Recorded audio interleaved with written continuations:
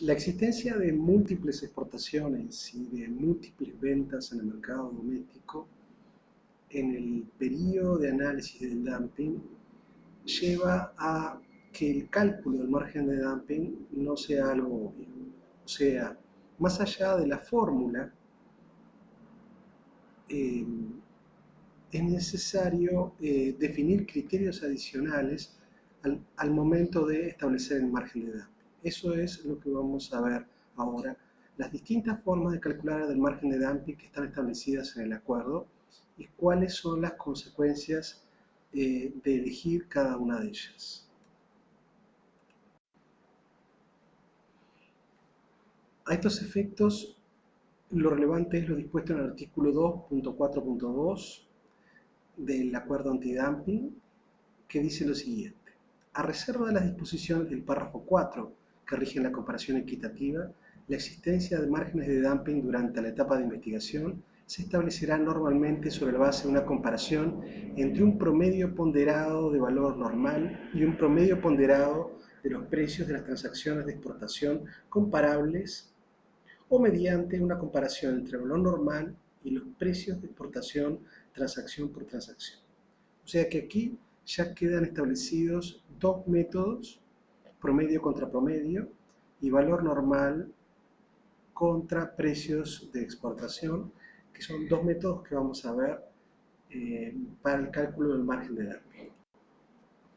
El mismo artículo sigue diciendo: un valor normal establecido sobre la base del promedio ponderado podrá compararse con los precios de transacciones de exportación individuales si las autoridades constatan una pauta de precios de exportación significativamente diferente según los distintos compradores, regiones o periodos, y si se presenta una explicación de por qué esas diferencias no pueden ser tomadas debidamente en cuenta mediante una comparación entre promedios ponderados o transacción por transacción. Entonces aquí queda establecido el tercer método para la determinación del margen de dumping. Resumamos entonces cuáles son los tres métodos para la determinación del margen de dumping que establece el acuerdo. El primero de ellos es promedio de valor normal, promedio ponderado de valor normal contra promedio ponderado del precio de exportación. El segundo de los métodos es transacción contra transacción, y para cada precio de exportación se busca un valor normal asociado que debe cumplir con los siguientes requisitos: los productos más similares, las fechas más próximas, los volúmenes más similares y clientes similares y cantidades similares. Y por último tenemos el promedio de valor normal contra precios de cada transacción de exportación. Vamos a ver ahora con un ejemplo cómo es que se aplican cada uno de estos métodos y cuáles son las diferencias en los resultados que se obtienen de cada uno de ellos. Estos son los datos con los cuales vamos a implementar los distintos métodos de cálculo y margen de dumping. Las tres primeras columnas corresponden a los datos de las operaciones de exportación realizadas por la empresa. El periodo de análisis de dumping está definido como el primer semestre del año 2002. Por lo tanto, solamente están consideradas aquellas operaciones de exportación que se realizaron en dicho periodo. Los datos que tenemos es fecha de la exportación, cantidad exportada y precio. Vamos a asumir que todos los productos exportados son perfectamente homogéneos. Las tres columnas de la derecha corresponden a las ventas en el mercado doméstico del país exportador. Corresponden al mismo periodo, que es el primer semestre del año 2002, y también tenemos los mismos datos que en el caso de las exportaciones: fecha, cantidad y precio.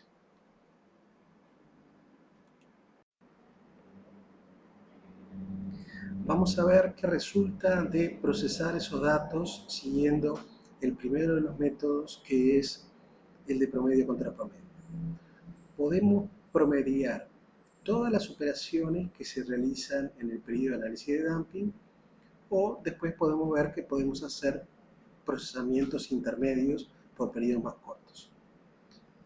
Comencemos con el promedio de todas las operaciones realizadas en el periodo. Hemos definido que el periodo de análisis de dumping es el primer semestre del año 2002. La primera cosa que tenemos que hacer, acuérdense que teníamos los datos de fecha, cantidad y precio, es calcular los montos de cada operación, para lo cual lo que procedemos a hacer es multiplicar cantidad por precio. Eso nos agrega una cuarta columna, tanto en lo que refiere a exportaciones como en lo atinente a valor normal. Luego de calcular los montos, procedemos a calcular los acumulados. Acuérdense que hemos asumido que el producto que estamos considerando es totalmente homogéneo. Por lo tanto, tiene todo el sentido del mundo el sumar cantidades.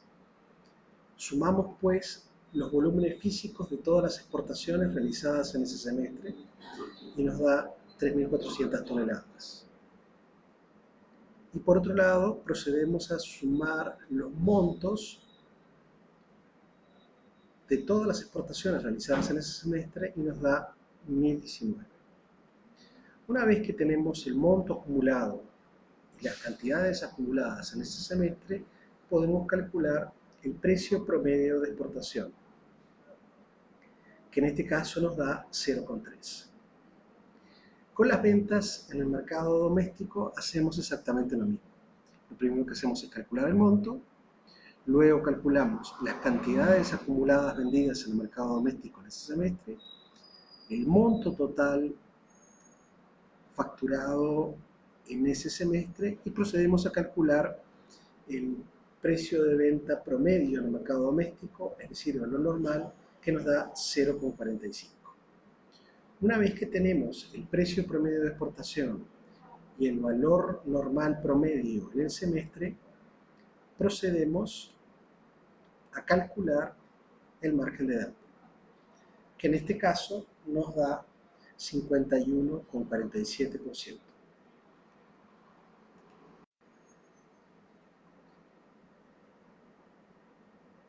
Una forma alternativa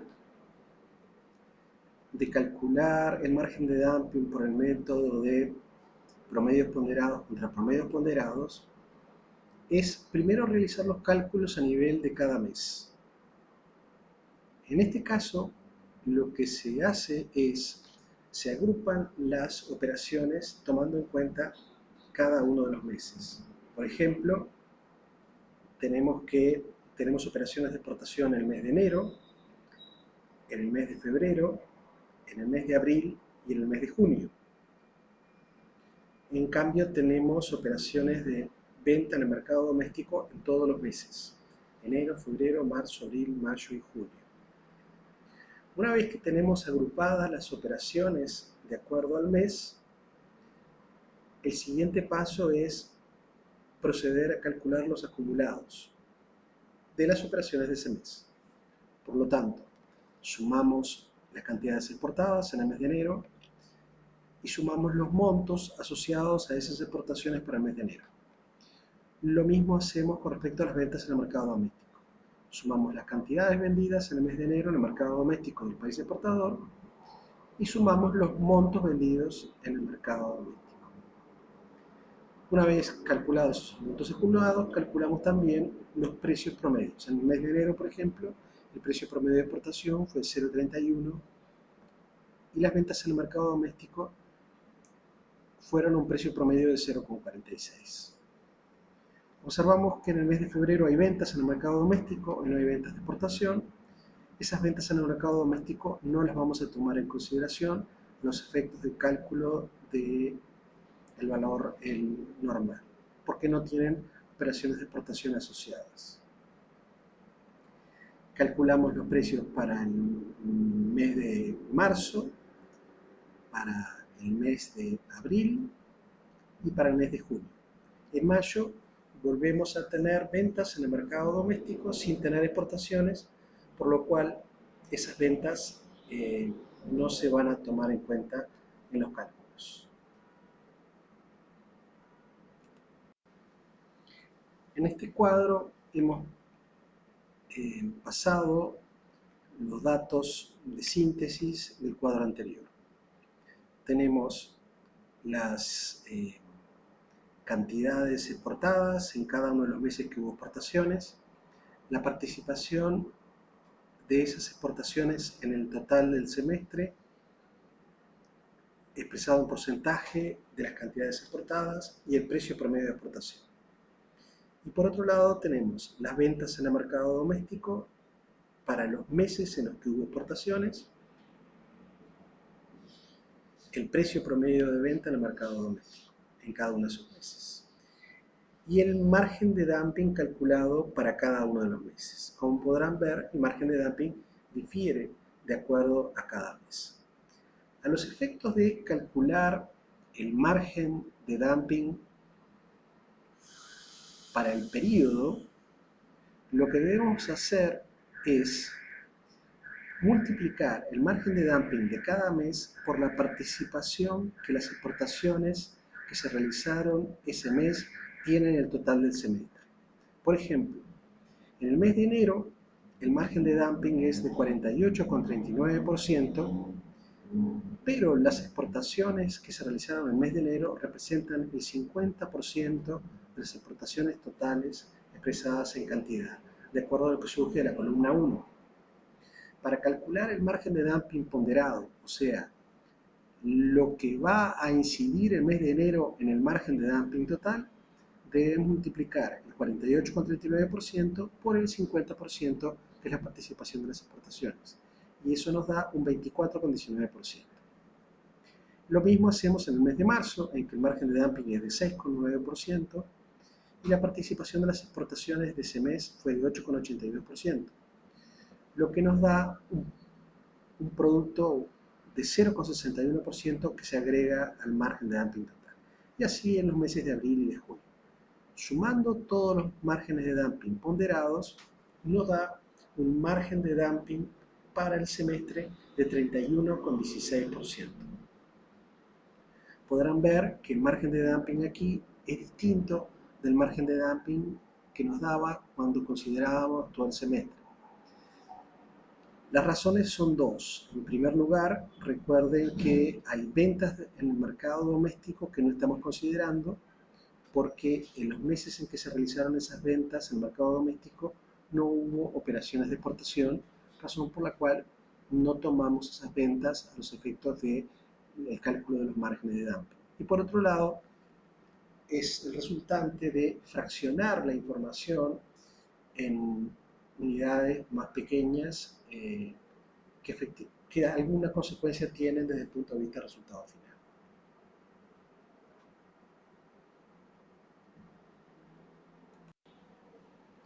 El segundo de los métodos para calcular el margen de dumping es el método de transacción por transacción. Este método consiste en asociar a cada operación de exportación una operación de venta en el mercado doméstico del país exportador que tenga características que se considere hagan que esa operación sea comparable a la operación de exportación.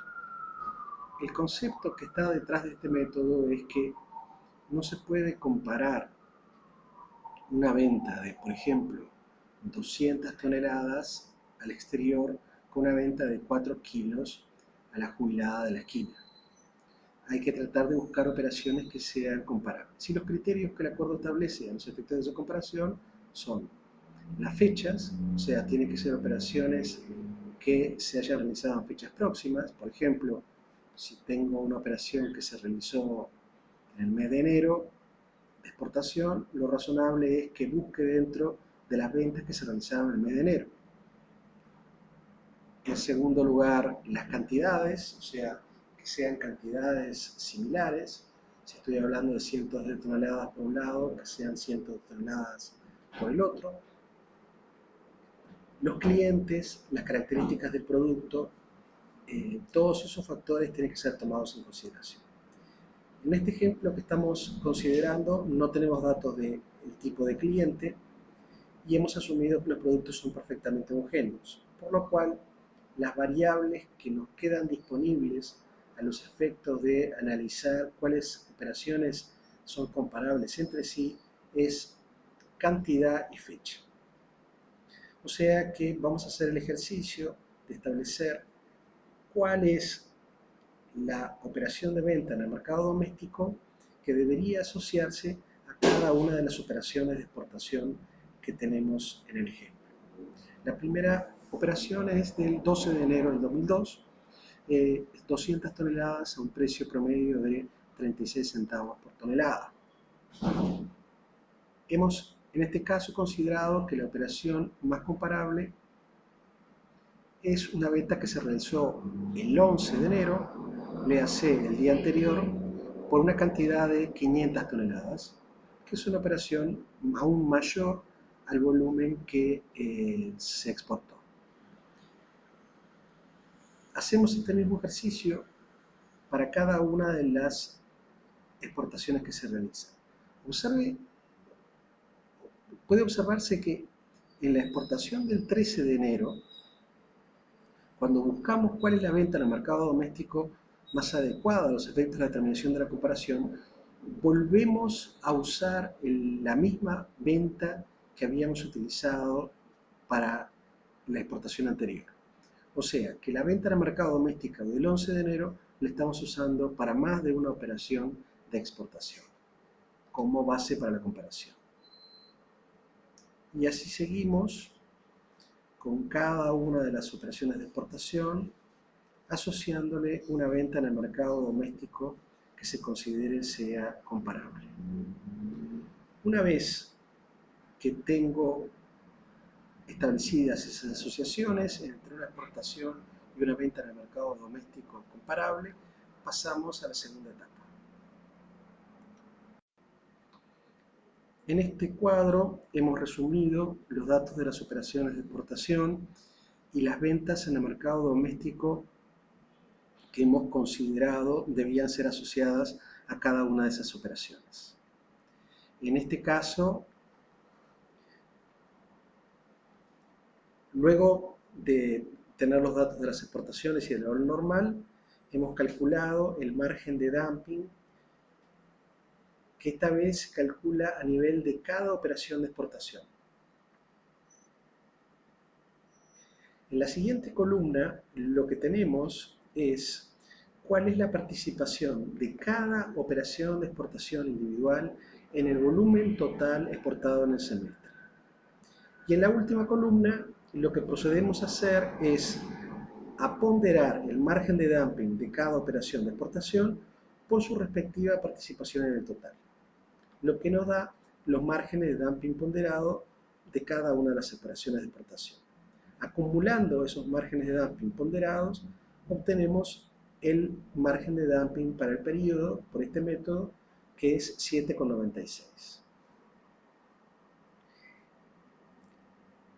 Este margen de dumping, además de ser distinto al que se resultó de los cálculos realizados en el método anterior en sus dos versiones, también noten que es sensiblemente un margen de dumping más bajo que los anteriores, y esto refleja un poco lo que se da en la realidad.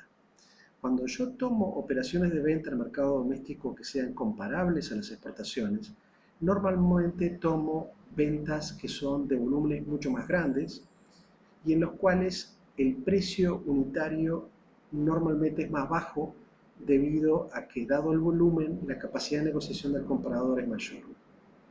Por lo tanto, el método de transacción por transacción, en la inmensa mayoría de los casos, es el que genera el margen de dumping más bajo. Este es un método que muy pocas veces se utiliza por parte de las autoridades de aplicación. En parte por el hecho de que al deber la autoridad de aplicación elegir cuál es la operación de venta en el mercado doméstico que es comparable a cada exportación, introduce una discrecionalidad que las autoridades de aplicación prefieren evitar. Para no tener que lidiar con las críticas de, por ejemplo, las empresas que solicitan investigación, que objeten los criterios empleados para la realización de esa selección, o directamente que objeten la aplicación del método propiamente dicho, en la medida en que este es definitivamente el método más favorable a los intereses de las empresas investigadas. El tercero de los métodos consiste en comparar cada una de las operaciones de exportación con el valor normal promedio.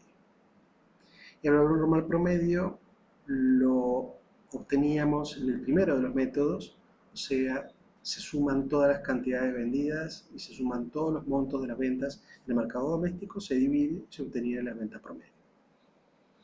Entonces, ese precio de venta en el mercado doméstico se compara con cada una de las operaciones de exportación. Aquí vemos que hemos calculado para cada una de las operaciones de exportación el margen de dumping resultante. Luego tenemos que ponderar esos márgenes de dumping por la incidencia de cada una de las operaciones de exportación en el total exportado en el periodo. Estos datos son los mismos que teníamos del método anterior. Y luego de la ponderación se acumula y se obtiene el margen de dumping, que en este caso es de 52,84%. Este método, entonces, es un método mixto en el cual, para uno de los datos, que es el valor normal, se adopta el criterio del primero de los métodos, en la primera de sus versiones, que es promedio del acumulado de todas las operaciones realizadas en el periodo, y para las exportaciones se toma el segundo de los métodos, que es el método de las transacciones, o sea, se toma cada una de las operaciones de exportación por separado. De la combinación de ambos métodos surge este tercero, que como verán también da un resultado distinto. Entonces, lo que nos encontramos es que todos los métodos dan resultados distintos. No hay dos métodos que obtengan el mismo resultado, salvo alguna situación de carácter excepcional. Y evidentemente el método que aplique la autoridad de aplicación va a tener efecto en el resultado final que se obtenga.